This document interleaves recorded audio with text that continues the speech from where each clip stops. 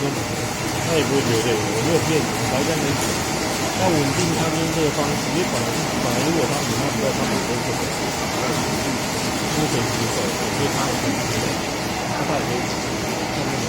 因为他有这么多人，所以方你就非常幸福，你很两，因为当初开这个店的初衷是为了要他现在自己把这个东西搞到他们的市场，因为他自己决定，那你也是你想啊，你现在又要让他再说要不要回来，那我就不知道他要怎么。才可以说做的好，他才会爽，因为他现在就是他自己也很乱，